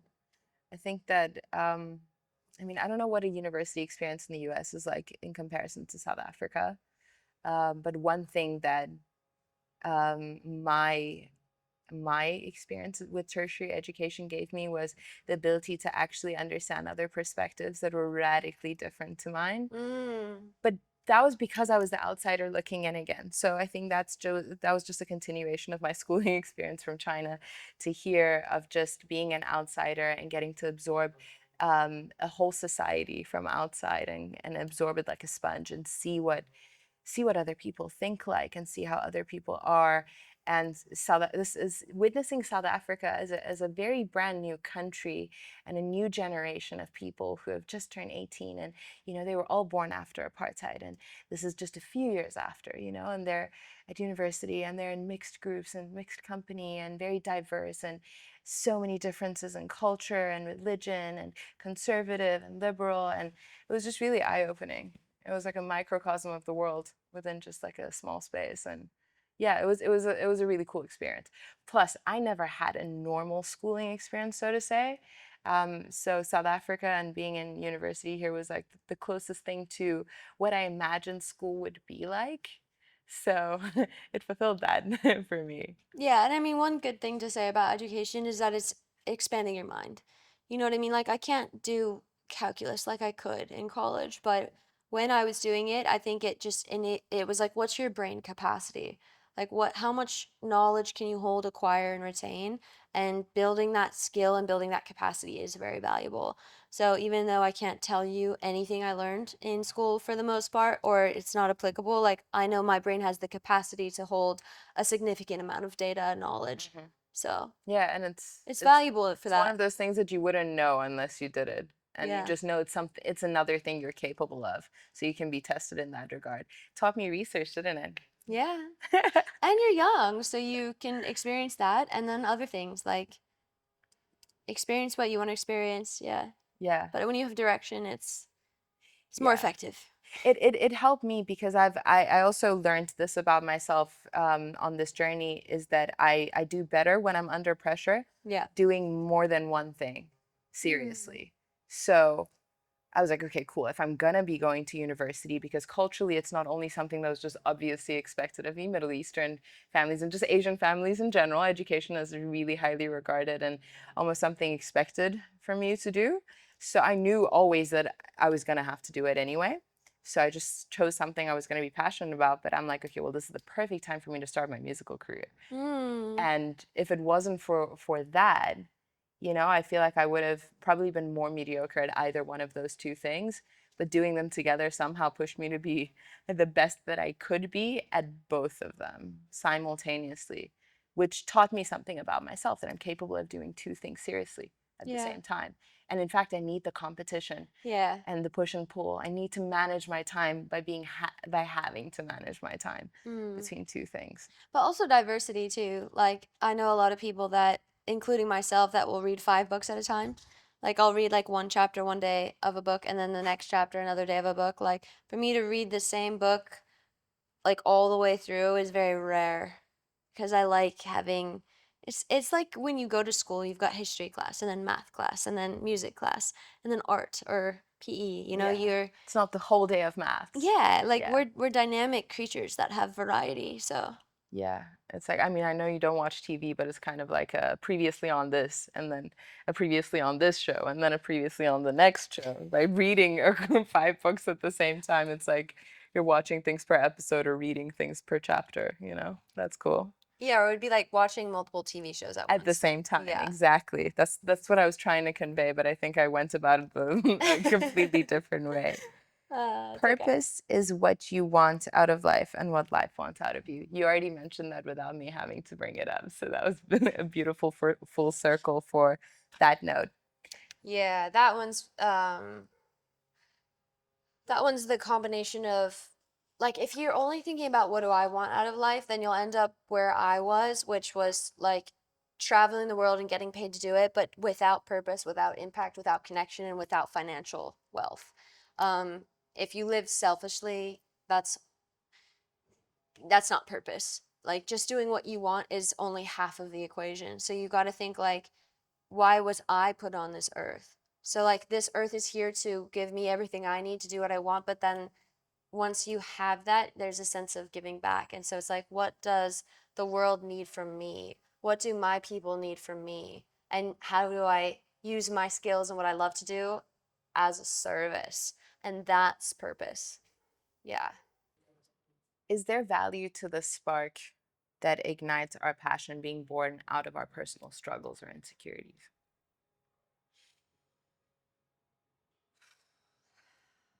Can you repeat that one more time? I think that question's beyond me. Go for it. Let me draw an analogy to something you mentioned earlier Yeah. about your greatest challenge in high school being making friends. Ah. That was the thing that sparked your interest in photography as Mm. a value exchange that could help you connect with other people and give them something that is the most valuable thing that you could think to offer them. Ah, I see. Yeah, I mean, I think there's a lot of value in realizing you're not enough. And that's a very real feeling to not be good enough at something and to have the ambition to become good enough at something. So, for example, when I was in high school and I had no friends, I tried everything to make friends. Long story short, there was a ridiculous wild sex rumor that was spread about me and it just caught on like fire and everyone was afraid to hang out with me because it was like actually like quite a bit of very intense bullying where I would get like shoved into lockers or like I had to change my phone number 7 times from prank calls and I went to court 3 times for sexual harassment and I had to get like restraining orders. So it was really intense and everyone was afraid to be my friend. So I had to figure out how to make friends. I would try everything. Like when you have the lack of something and you have to figure out what it takes to acquire it, you've solved a problem. And if you've done that for yourself, then oftentimes you can do that for others. So, I mean, the value in that for me was I learned 3 really valuable lessons. One, to do what I want because most of us go about life living for other people's approval. And that's just a fact. We really need to be in a sense of belonging. We need to have our people, we need to have our community, and we want to be liked more than anything. So when you're not liked and there's nothing you can do to be liked, it's the subtle art of not giving a fuck because no matter what you do, people are going to hate you anyway. So I learned to just do what I wanted to do. And that was very powerful. And that's what keeps me out of peer pressure is like, I'm going to do what I want to do because I don't care if you like me or not. I don't care if you like it or not. I like it and I'm going to do it. But that's a really, really hard thing to do. So I'm really grateful for that experience. And the other thing that it taught is like the value of community and the value of having people around you in your life. So because I didn't have that, that's probably a huge subconscious driving factor of why I created community-based experiences and having real authentic relationships and real friends that really care about you that are not involved in drama. Like if I heard something really bad about you, I would come to you and say, "Hey, I heard this. Is this true? Is this real?" And I want to know from the source. I'm not going to all of a sudden disregard you because I heard something. Like that's drama. So a real raw authentic relationship. Um I've always craved that and I didn't have that. So the lack of that actually did require me to figure out how to have that. Yeah. So if you're missing something and if you're like in pain, a lot of times that's actually the path. A lot of times that's actually the message. And a lot of people's purpose comes from that. Like Ed Milet, for example, um, he he talks about how like his father was an alcoholic and he didn't have this amazing fatherly figure in his life, XYZ. So like his entire life became the resurgence of that. He wanted to be the one in his family that breaks the mold, that doesn't pass on that generational trauma to his kids and their kids. He was like, I'm gonna do something different. So yeah, I think that's actually probably why pain and lack exists in life, is because that's the birthplace of It's a something. driver. Yeah. If you're willing to let it not drive you, but you drive it, use the pain as opposed to like it eating at you. And I'm sure like with in the case of like what you were speaking about with like the really horrible bullying that you had to endure, you also realize, well, I know me and I know this is not true. Yeah. And if people can so easily believe something that I know isn't true, it just changes your whole view on a lot of other things that you've probably heard about other people. You're like, well, that's probably not true. Probably not true, yeah. Or you don't really ever know. So if you're just easily like swayed or like convinced of things, or like very easily gullible, like you'll flow. But for me, it's like I learned to seek truth and I learned to see people fully, not just for a perspective that someone else had. And I also learned to stand up for myself, which was really powerful because a lot of times, like when people get bullied, they'll kind of just shut down or be quiet. But like, I will fight. I will fight back. And luckily, I had a black belt, so that came into that helped a little bit down the road, to be honest. But yeah, it's really awesome to be able to have the confidence to stand up for yourself and speak up and say like, no, that's not right. That's incorrect. You're wrong. Incorrect data. So And also help to do that for others, yeah, interfering with intervening when you see that something is happening that is someone taking advantage of another person, someone taking advantage of the power dynamics with another person. You have the perfect tools to intervene and not let someone else endure something that you know all too well, like what it feels like to be on the receiving end. yeah, I learned to speak up, and that's protection. That's so valuable. There's an overarching intention to help others be heard, to feel seen, to be understood. What makes you feel seen? Wow, that's a beautiful question. I've had the beautiful experience of having a best friend that really showed me by example what it means to see people. And I've been very fortunate to have spent a good amount of time with her where we've had conversations like this. And she doesn't give advice, you know? She doesn't tell you, like, oh, well, here's what you should do, or here's what I think. She just asks really good, deep questions and, like, deeply cares and empathizes with you. And I mean, I could be so raw and vulnerable. Like, I could be an absolute mess, but like, she would just see me as this, like, beautiful, raw, authentic creature. Like, I've just known unconditional love, and I've known, like, really what it means to have someone that is able to hold you in conversation. It's an in person thing, you know? Like, I would take that over a million likes on a post any day of the week. So it's a person, it's a who, not a what per se, that makes you feel seen. Yeah, yeah, no, it's a human to human connection. It's very much like an in person. Well, that's a great friend. That's a great friend and a special one. Yeah. On a lighter note, there's a recurring segment we have on the show called Rep Caviar.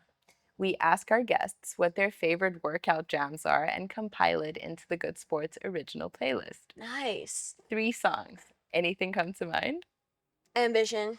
Like, Ambition. yeah, Okay. that one's really good. That's like the first one that So came to my mind. decisive. Thank goodness we finally have a guest who's giving it to us. Let's go. People can be so. Everyone surprised me with this segment. I Like, mean, if I had my phone, I could give you 10 right you're away. I've you're, got you're multiple welcome workout to take playlists. your time. You've already given us one. You don't have to give all three now, but we will get three from you. I got two. Okay, this one's like 10 in one, so Okay. win-win. Peter Voog's mixtapes. Okay. Yeah, I found Peter Voog's mixtapes, and I think they're only on Apple Music now. They used to be on Spotify, but that is such great music to work out to because he's speaking personal development and like just I align with what he says. It's like hustle, work ethic, doing the right thing, figure out who you are. It's amazing. So I would work out to those like every day for years. Like I almost have them memorized at this point.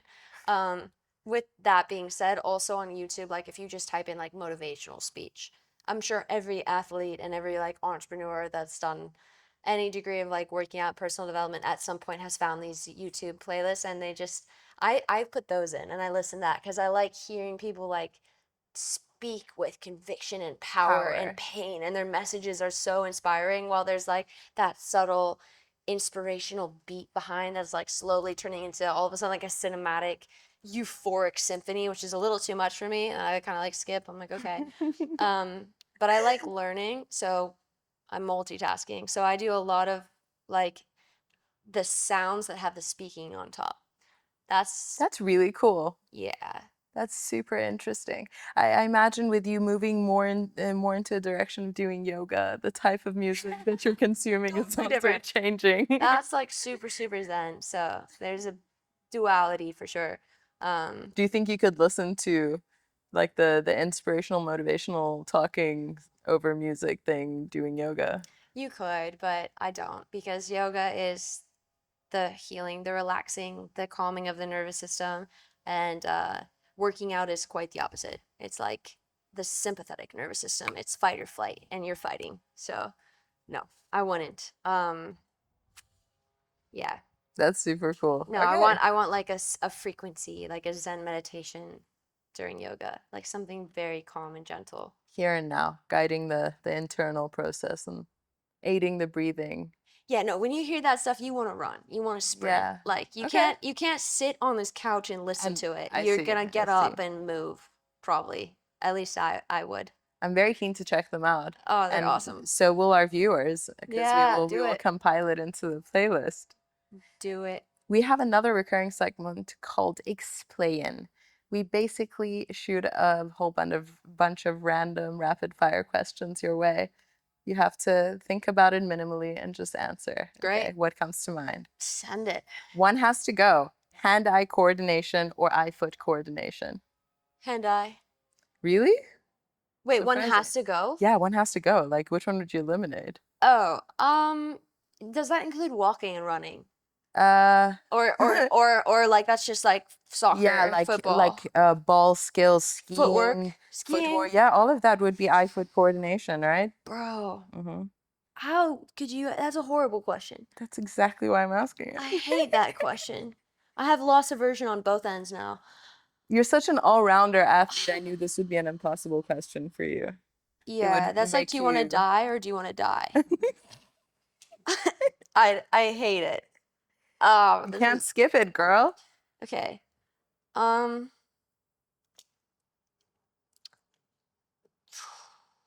man, I guess I would lose the foot. Ah, this is breaking my heart. 'Cause like I think on just a day-to-day basis, you would need to have like I'm using my hands a lot more. I'm just gonna answer this question as quickly as I can so we can move on. I would lose the feet with a lot of regret. A lot of regret.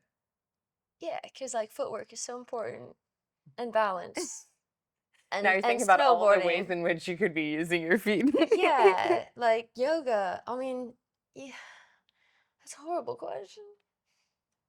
Okay, I answered it. That was the worst part of this interview. How many sets of bikinis do you currently own? I don't know. I can't count. Probably like over 20, Over 20. Nice. maybe more. Maybe like 40. Why Peter Pan?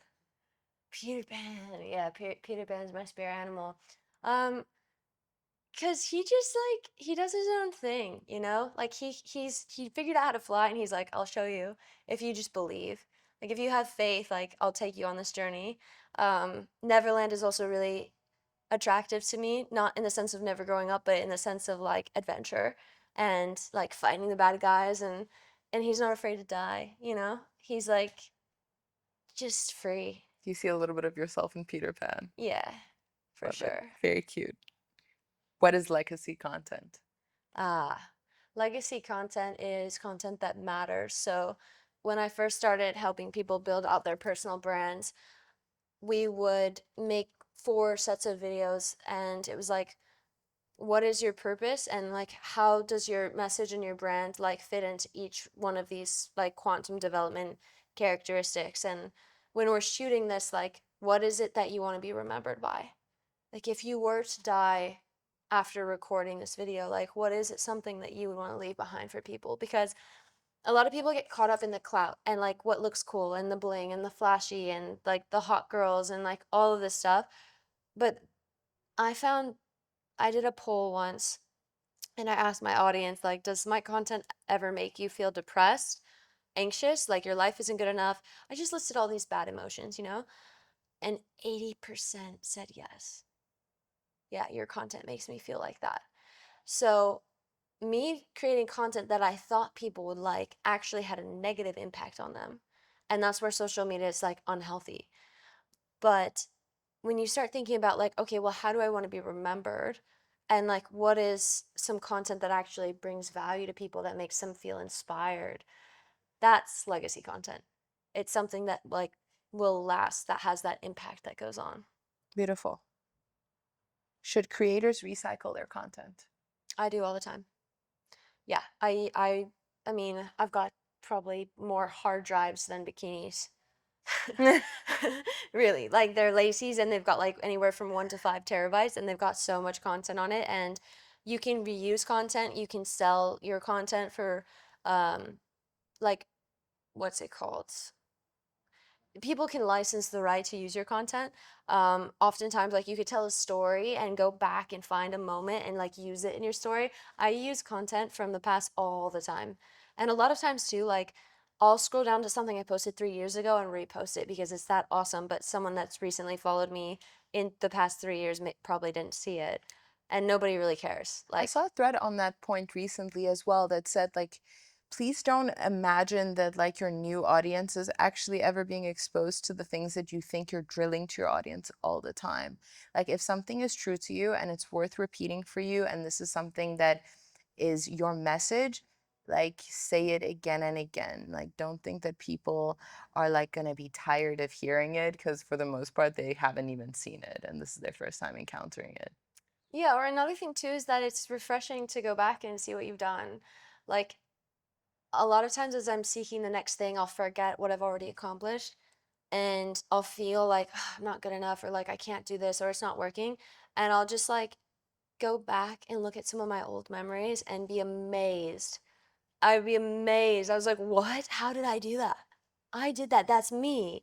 And it's like, that's why we have content, is to look back at those memories and remember our accomplishments and remember our greatest moments. So I'll take that and I'll put it on my story again and be like, oh, this was awesome, reflecting on this memory. And then guess what? On a growth level, that post gets more engagement because it's shared twice. So why not? Yeah, Yeah, absolutely. Reuse content. that's beautiful. Yeah. What does your bucket list look like today? Wow. Get a jet. Still on there. Eventually get married. Probably have a family. Go to Seychelles. Haven't done that yet. I'm saving it. Lots of real estate. Lots of real estate investing. Maybe even like boutique hotels all over the world or like rental properties all over the world where you can just fly to and go to.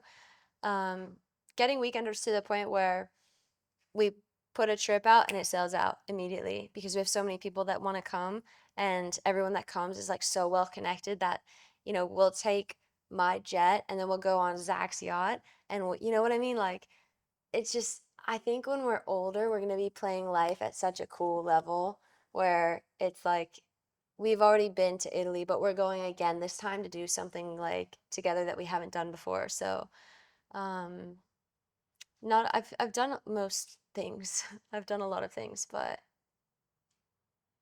yeah, it's really like deepening relationships and continuing to grow what's been built.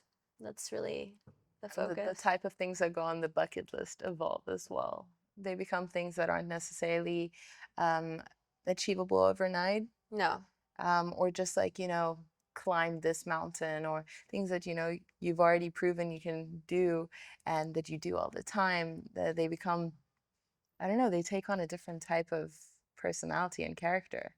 Yeah, my bucket list items now are not something that you can just buy and do. Yeah. Like you can't just like have all this money and like make these bucket list things happen. Like finding your life partner is not something you could ever pay for. It's not something that you could be like, okay, I'm gonna go do this thing now. Yeah, growing a family, none of those things. You Yeah. would want it to be purchasable with money. Yeah, my bucket list items are really priceless now, Yeah, I think. that's beautiful. I mean, Seychelles is not. We can pay for that. Seychelles and the jet, Yeah, yeah, we can and buy a then jet. the rest of it, is quite hard to put a price on. Don't think about it. Just finish the sentence. The path to success is paved with Failure. failure. Profound. Yeah. Not quitting, failure. If Yeah, you're gonna fail a lot on the road to success. And that's how you get to the next level. You learn what doesn't work. if you were given 5 minutes to live, who would be your last call? My last call. That's tough because I feel like if I called one person, it would be for 5 minutes, like almost, Yeah, like yeah. Who would you that call? person would have to be able to process the fact that I'm telling them I'm going to die. Probably my mom.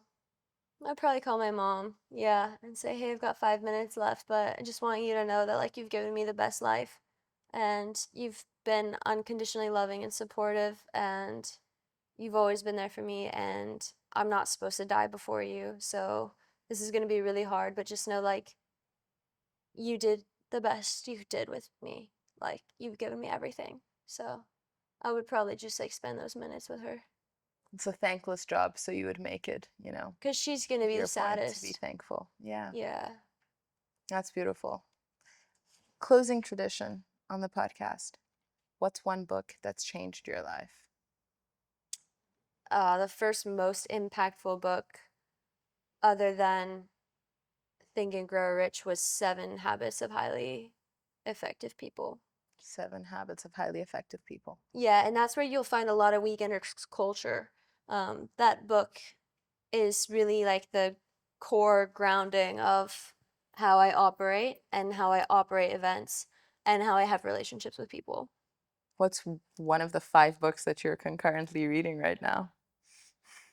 Psychology of Sales is on the counter right over there. I brought that with me. Um, reality transurfing is pretty extensive. It's That a one's thick book, that's isn't thick. it? Yeah, it's really thick. Um, 15 Commitments of Conscious Leadership is amazing for emotional intelligence and communication and problem solving. Um, I also love for business, for sales, I love what's the book on negotiation? I make all my sales reps read it, but it's blanking me right now.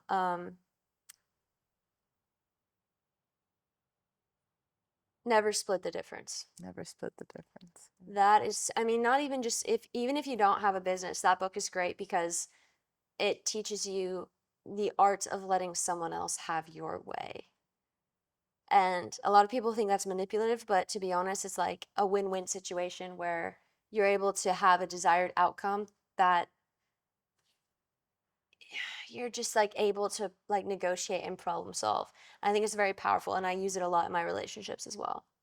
You have given us so many beautiful books to reference, and songs, and wisdom. And The Power of Now. The Power of Now by Eckhart Tolle. Yeah, that's a beautiful Beautiful book book. if you're going through something and you need healing, along with The Breakthrough Experience by Dr. Dimitri. I don't know about Martini, that one. something Dimitri, I think. Like, yeah, the breakthrough experience is really beautiful. Like, if you have a relationship issue with your family, or if you've gone through a breakup, or if you have hatred in your heart for someone, including yourself, it's really really helpful because it allows space for intrinsic forgiveness that actually has like unbelievable healing effects on the internal level. It's powerful, I yeah. think you have filled all 4 quadrants with With the this books. conversation. No, with this conversation. So many pearls of wisdom, so many insights, personal stories of trials and triumphs. And this is only the beginning of this beautiful journey of weekenders going and becoming, it's already become your full week. So let's Yeah. see what else you do with all of these gifts and hard work, and can't wait to see more from you. Thank you so much for being on The Good Sport and for being such a good sport. Thank you for having me. This is amazing. You're a positive role Pleasure is model. I mine. can't wait for people to learn more about you and from you. And cheers to your growth. Thank you. Yeah, Cheers. it's a brand new 2024. Woo. If you took away any value and learned anything from this episode, please remember to like and subscribe so myself and Aiden work even harder to bring you more good sports and amazing guests.